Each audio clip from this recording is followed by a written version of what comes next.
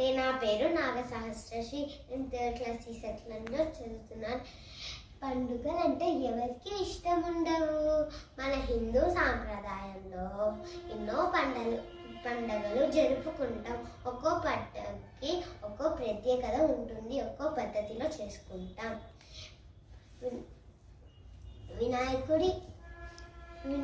ఇప్పుడు మనం వినాయక చవితి గురించి తెలుసుకుందాం. వినాయకుడి చవితి అంటే వినాయకుడి పుట్టినరోజు. భాద్రపద మాసంలో శుక్లపక్షం ఆ చవితి నాడు వినాయక చవితి. పూర్వం పార్వతీదేవి పసుపు ముద్దతో ఒక బాలుడి ప్రతిమను చేసి దానికి ప్రాణం పోసింది. ఆ బాలుడే ఆ వినాయకుడు.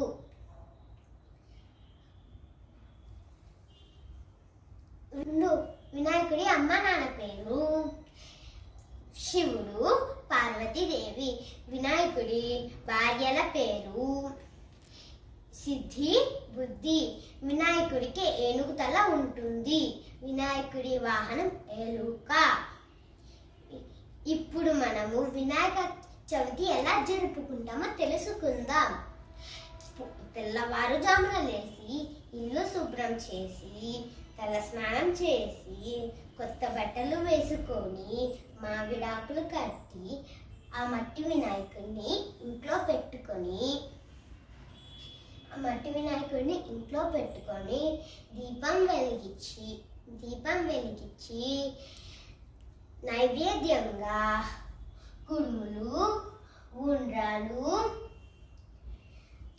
పిండి వంటలు, అలాగే పండ్లు, చెరుకు, మొక్కజొన్న అలాగే వెలగ పండు పెడతారు. మనం పత్తెరతో పూజిస్తాము. ఇప్పుడు పూజలో పుస్తకాలు, కొత్త బట్టలు పెట్టి గుంజీలు చేసి లెంపలు వేసుకొని దండం పెట్టుకుంటాము. వీధుల్లో మండపాలు కట్టి పెద్ద పెద్ద వినాయకుడి విగ్రహాలు పెట్టి పూజిస్తారు. పదవ రోజు నవరాత్రులు పూజిస్తారు. పదవ రోజు ఏటిలో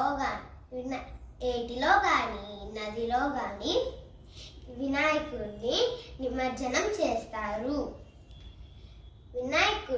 వినాయక చవితి రోజు చంద్రుడిని చూడకూడదు. వినాయకుడి చేయడానికి ఒక కారణం ఉంది.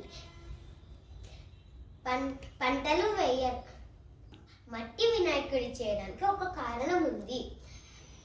మట్టి వినాయకుడు భాద్రపద మాసంలో కొత్త పంటలు వేయడానికి మట్టి వినాయకుడు చేసి పూజిస్తారు. పంటలు బాగా పండాలని నమస్కారం పెట్టుకొని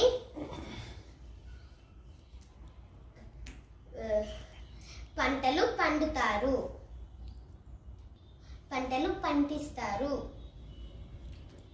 అందుకని మట్టి వినాయకుడినే పూజించాలి.